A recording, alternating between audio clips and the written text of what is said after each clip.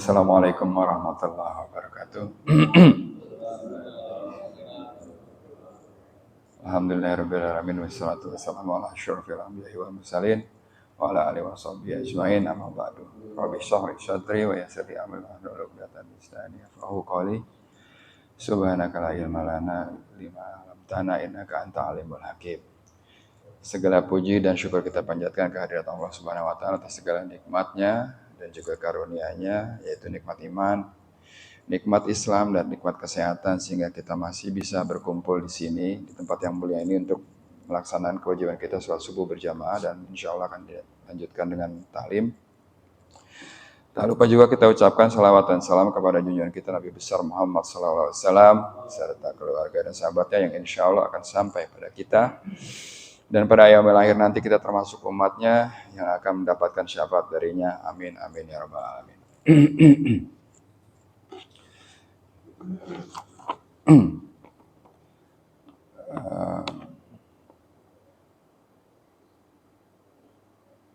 Jadi Rasulullah pernah bersabda, Auzubillahiminasyaitonirrajim, kita adalah umat yang terakhir di dunia, tapi yang pertama dihisab di akhirat.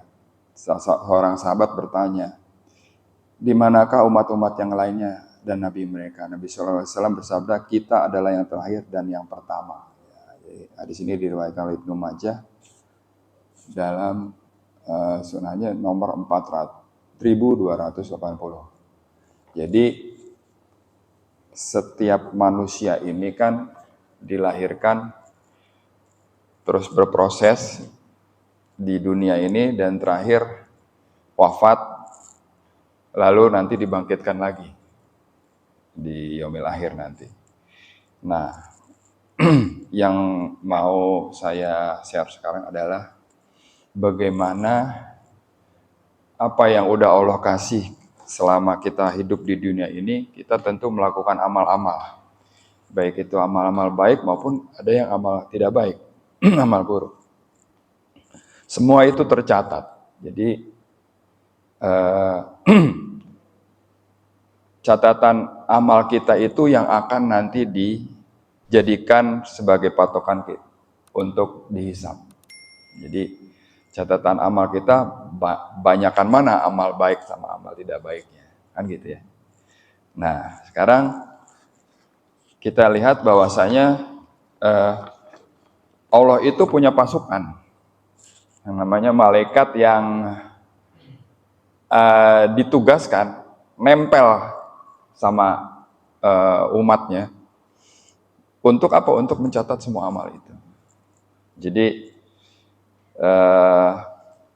Allah sudah menugaskan malaikat untuk mengawasi, mencatat perbuatan dan ucapan manusia. Semua perbuatan dan ucapan dicatat. Mereka mencatatnya dalam lembaran catatan amal yang akan dibaca oleh manusia pada hari kiamat kelak. Para malaikat yang mulia ini benar-benar sangat amanah dan teliti dalam mencatat. Jadi mereka mencatat semua ucapan dan perbuatan manusia secara detail dan terperinci, baik yang kelihatan maupun enggak, yang zahir maupun batin. Jadi Allah berfirman di surat Al-Infitar ayat 10-12, Auzubillahiminasyaitonirrajim, Bismillahirrahmanirrahim. Dan sesungguhnya bagi kamu ada malaikat-malaikat yang mengawasi pekerjaanmu yang mulia di sisi Allah. Dan yang mencatat amal perbuatanmu, mereka mengetahui apa yang kamu kerjakan. Jadi pasukannya Allah ini ditugaskan untuk mencatat semua amal ibadahnya. Amal-amal yang dikerjakan oleh manusia, umatnya, nanti di akhir nanti akan dilihat tuh catatannya seperti apa. Juga di Al-Qamar ayat 50-53, dan segala sesuatu yang telah mereka perbuat tercatat dalam buku-buku catatan yang ada di tangan malaikat, dan segala urusan yang kecil maupun yang besar adalah tertulis. Jadi semua perbuatan kita, baik yang terang-terangan maupun sembunyi, baik yang diucapkan ataupun dalam hati, semua dicatat. Ya, jadi semua catatannya lengkap, ya, dan nanti akan dikumpulkan dan nanti akan dibacakan di di akhirat nanti. Lalu di surat Al-Kahfi ayat 49, Auzubillahi minasyaitonirrajim, dan diletakkanlah kitab, lalu kamu akan melihat orang-orang bersalah ketakutan terhadap apa yang tertulis di dalamnya. Dan mereka berkata, aduhai celaka kami, kitab apakah ini yang tidak meninggalkan yang kecil dan tidak pula yang besar, melainkan ia mencatat semuanya. Ya.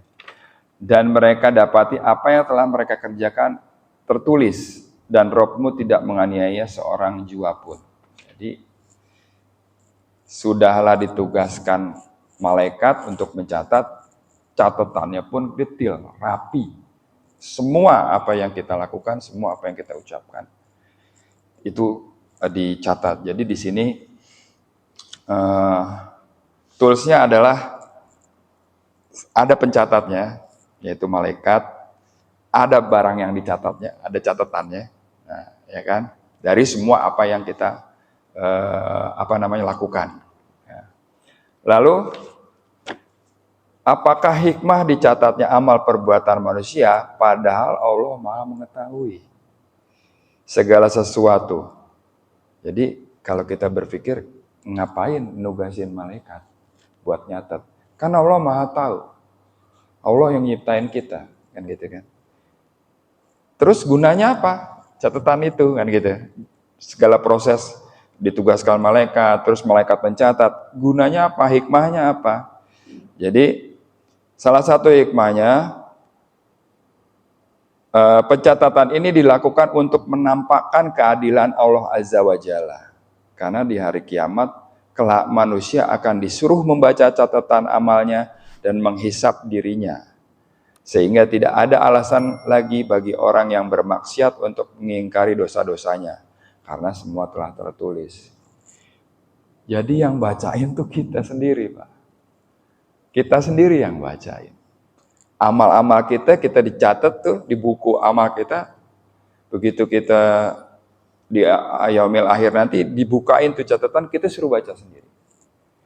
Jadi kita menghisap diri kita sendiri dengan catatan amal kita. Nah, makanya dari itu perbanyaklah catatan-catatan amal yang baik. Jadi kita bacanya seneng ntar, ya. Lalu sudah dicatat oleh malaikat, sudah kita dikumpulkan di di padang mahsyar di akhirat nanti. Lalu bagaimana caranya catatan-catatan amal itu dibagikan? Ya kan? Pertama udah dicatat, dijadiin buku. Nah, dibagiin itu ada prosesnya juga. Jadi tatkala lembaran catatan amal dibagikan, setiap umat berlutut di atas lutut mereka dan menanti panggilan untuk menghadap Rabb semesta alam. Jadi kita ini nunggu, Pak.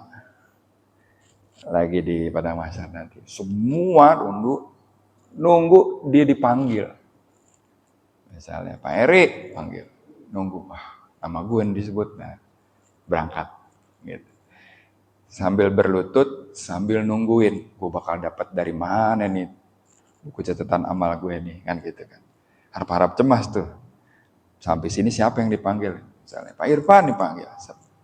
Maju, nih bukunya. Nah, lagi dikasih pun di Al-Quran dijelaskan, dikasihnya dari bagian mana. Nah, ya, jadi Allah berfirman juga di surat Al-Jasiyah ayat 28, dan pada hari itu kamu lihat tiap-tiap umat berlutut. Jadi dalilnya tadi, kenapa kita nunggu dalam keadaan berlutut itu, ini di Al-Jasiyah ada. Dan pada hari itu kamu lihat tiap-tiap umat berlutut, tiap-tiap umat dipanggil untuk melihat buku catatan amalnya.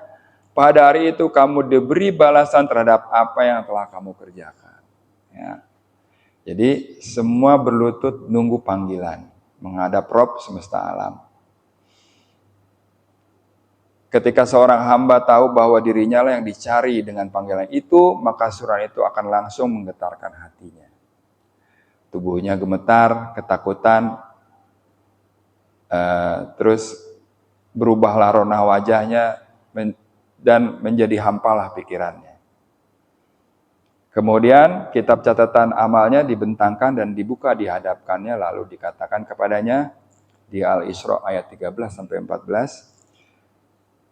Bacalah kitabmu, cukuplah dirimu sendiri pada waktu itu sebagai penghisap terhadapmu. Tuh. Jadi di surat Al-Isra ayat 13 itu disebutkan bahwasanya bacalah kitabmu, cukuplah dirimu sendiri pada waktu itu sebagai penghisap terhadapmu. Jadi kita dibukain bukunya, panggil suruh baca. Nih, amal lo nih. Ya. Lalu di ayat 14-nya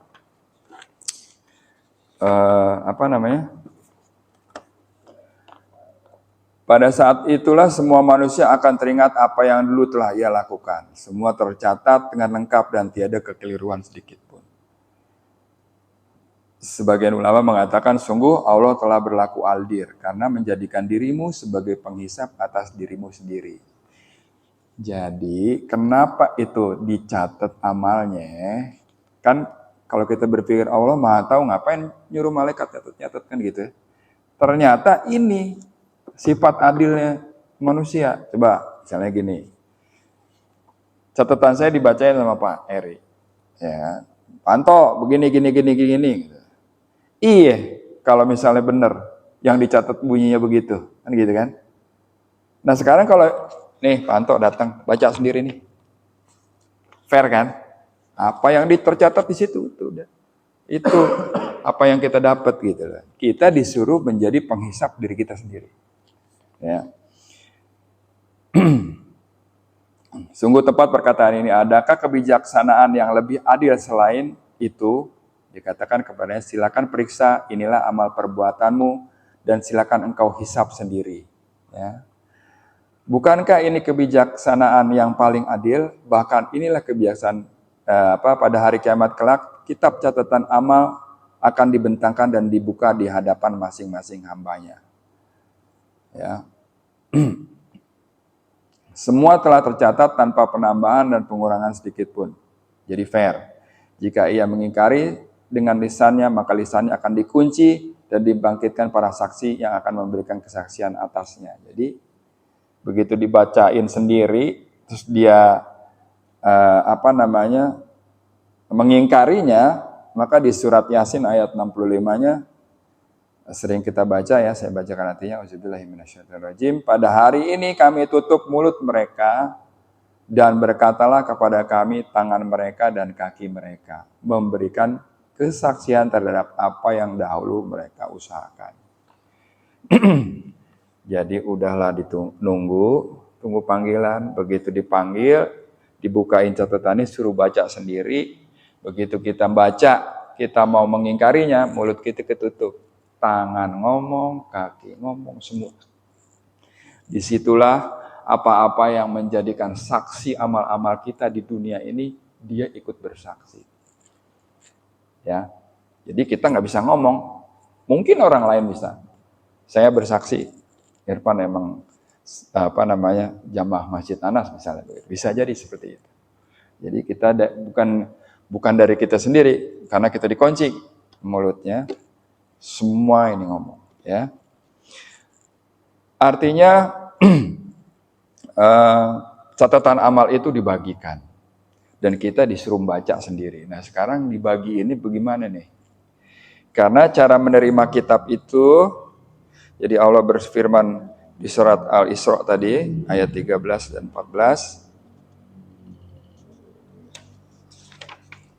Dan tiap-tiap manusia itu telah kami tetapkan amal perbuatannya, sebagaimana tetapnya kalung pada lehernya.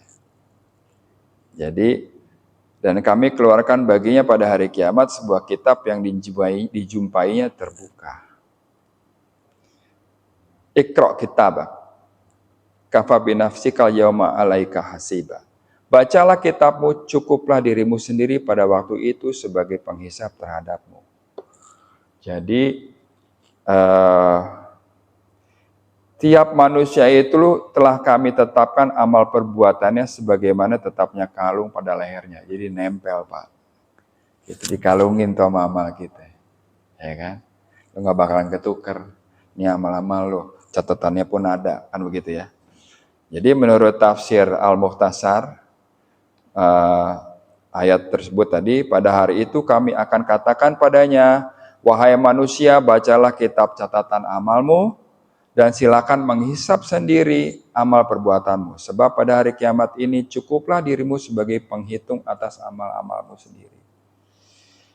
Jadi cara penyerahan buku itu juga berbeda-beda.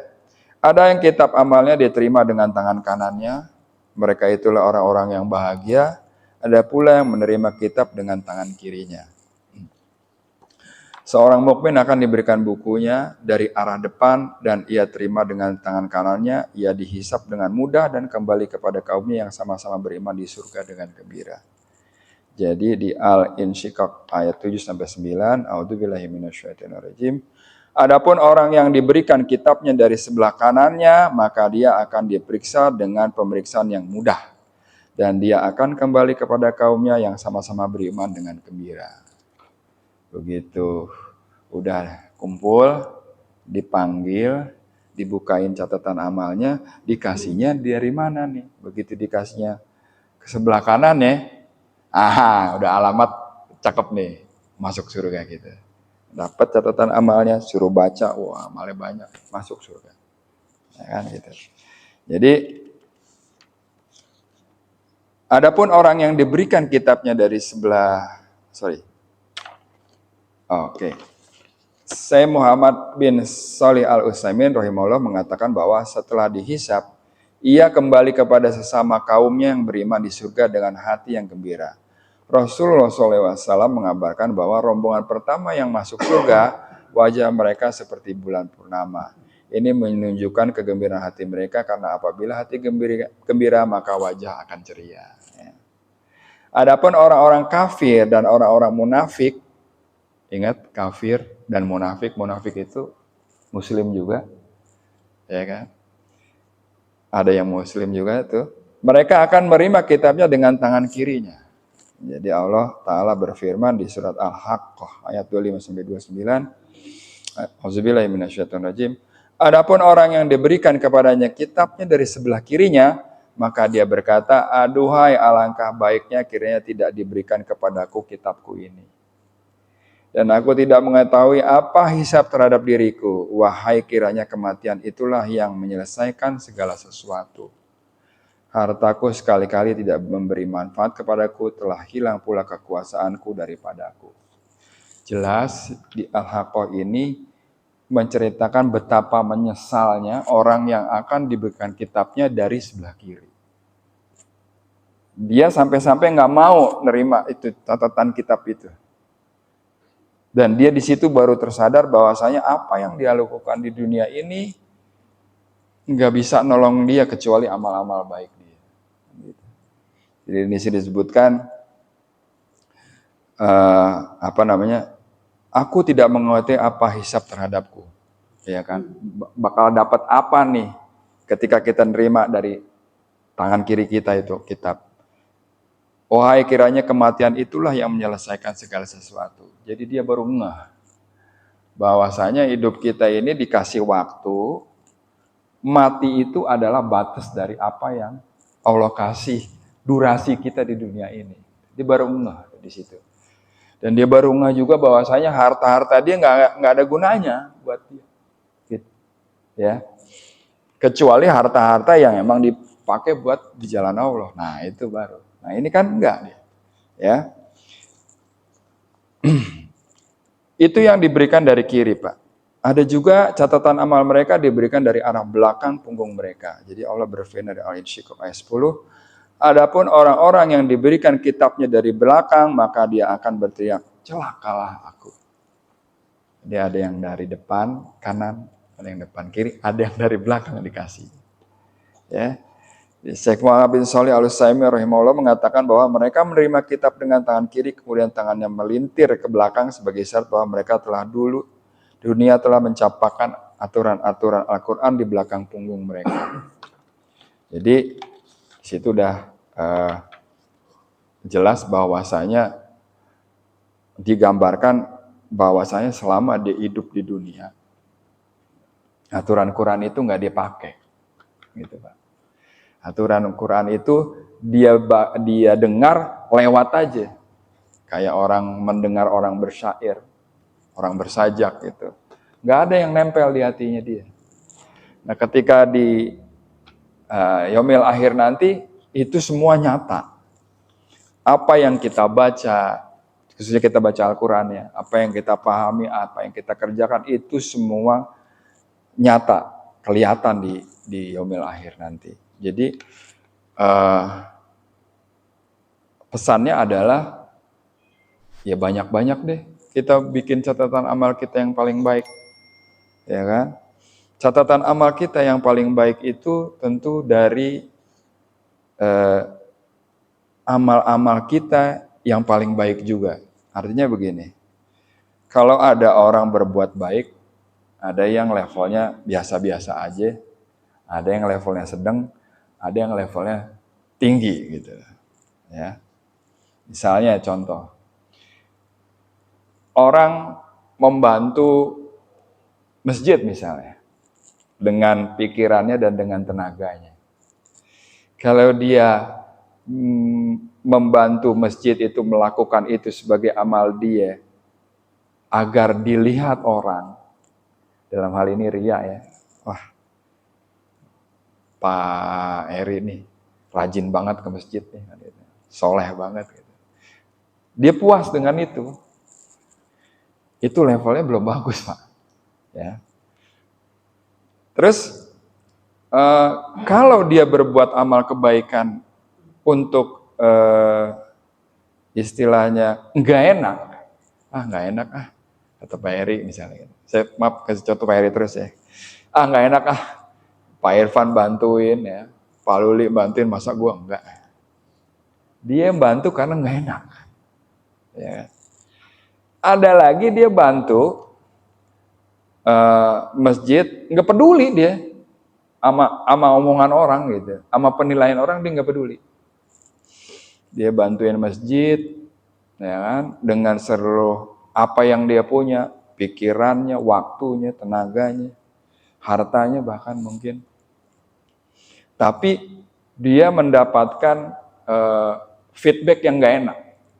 Misalnya kita bantuin masjid, terus dibilang macam-macam, wah Bapak nih bantuin masjid pasti pengen begini-begini. Itu kan pikiran orang. Ketika kita dengar kayak gitu berhenti, sayang sekali. Tapi ketika dengar begitu kita terus melakukan amal, karena apa? Karena yang kita minta bukan apa yang kalian ucapkan ke kita, tapi yang kita minta adalah ridhonya Allah. Ya, contohnya misalnya ada DKM baru nih, ya kan? Bikin satu move gitu ya, bikin satu kegiatan yang wah gitu. Kajian tiap hari, habis kajian ada snack pagi gitu. Orang-orang yang nggak datang ke masjid nyinyir, gitu kan? Yang nggak datang ke masjid, ngapain tuh? Makan mulu tiap pagi misalnya gitu. Tapi apa kita berhenti? Enggak.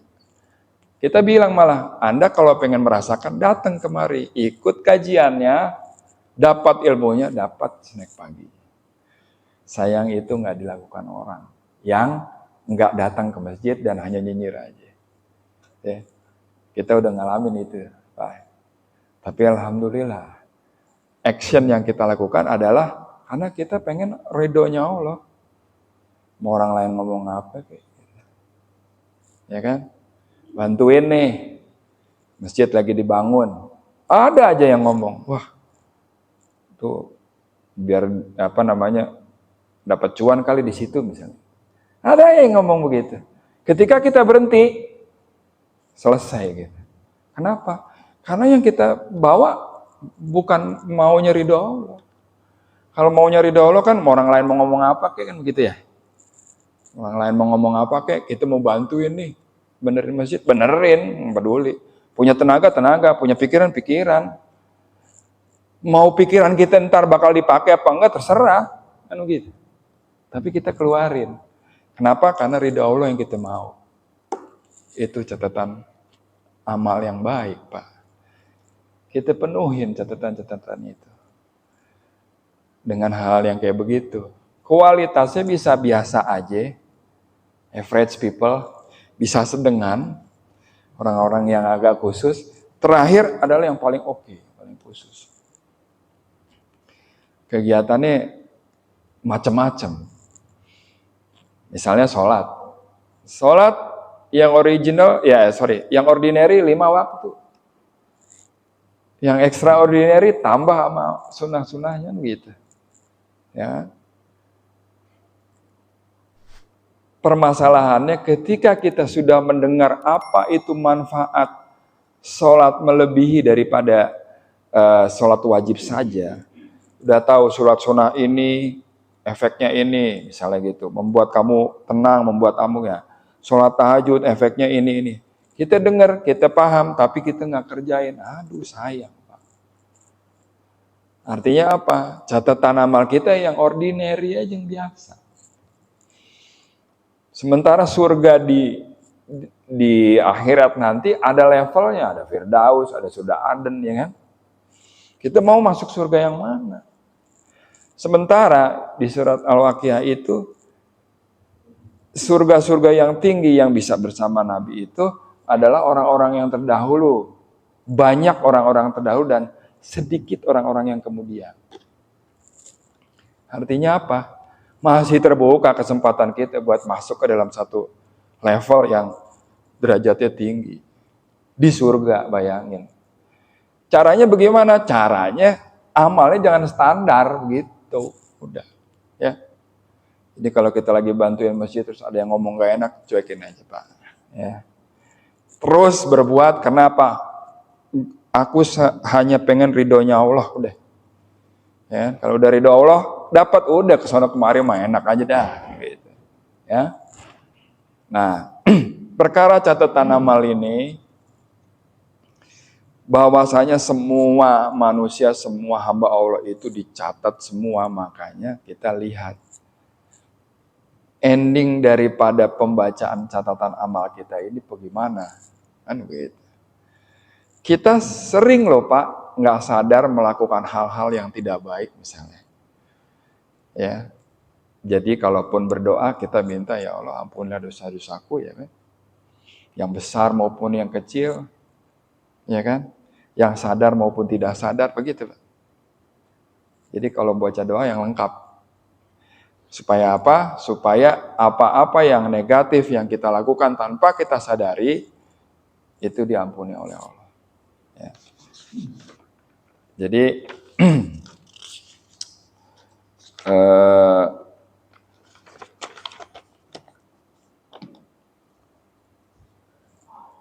orang-orang yang tidak memperdulikan Al-Quran atau tidak memperdulikan apa daripada isi Al-Quran itu adalah orang-orang yang merugi. Ya. Orang-orang yang berpaling dari Al-Quran tidak memperdulikan dan tidak merasa ada masalah menyelisihinya. Allah berfirman, maka dia akan berteriak, celakalah aku. Ya ini ia berteriak menyesali dirinya, akan tapi penyesalan tidaklah berguna lagi pada hari itu, karena habis sudah waktu untuk beramal. Waktu untuk beramal adalah di dunia, sedangkan di akhirat tidak ada lagi amal, yang ada hanyalah pembalasan. Jadi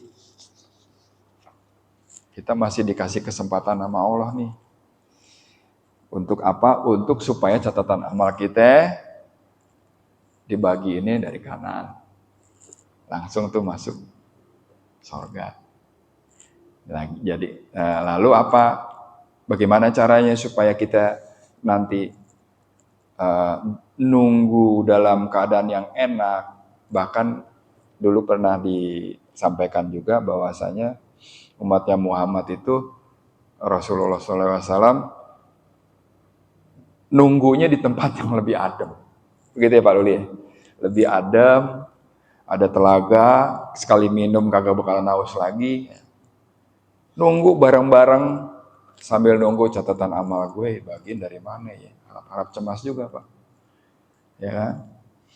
Tetapi kalau kita melakukan apa yang terbaik, jadi amal baik, amal ibadah pun, amal baik pun ada yang standar, ada yang ekstra gitu.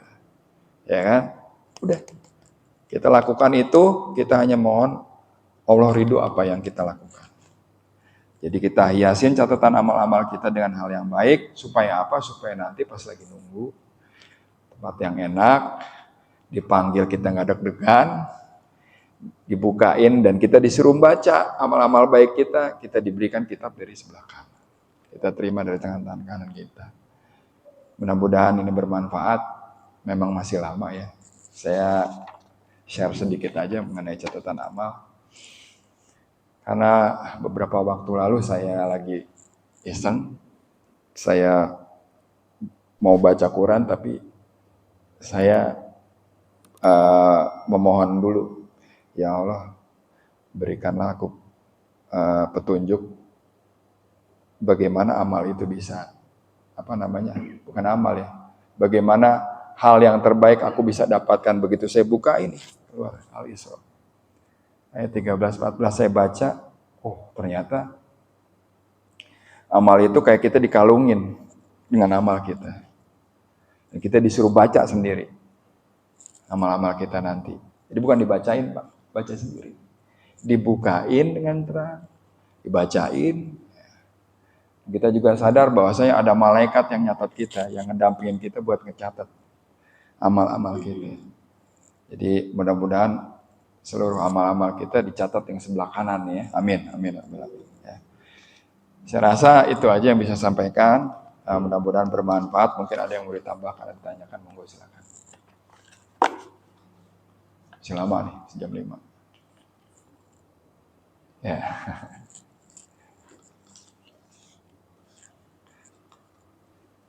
Kalau nggak ada yang mau ditanyakan lagi atau ditambahkan, kita tutup kaji kita dengan membaca doa kafaratul majlis. Subhanakallahumma wa bihamdika asyhadu an la ilaha illa anta astaghfiruka wa atubu ilaik. Wabillahi taufiq wal hidayah. Wassalamualaikum warahmatullahi wabarakatuh.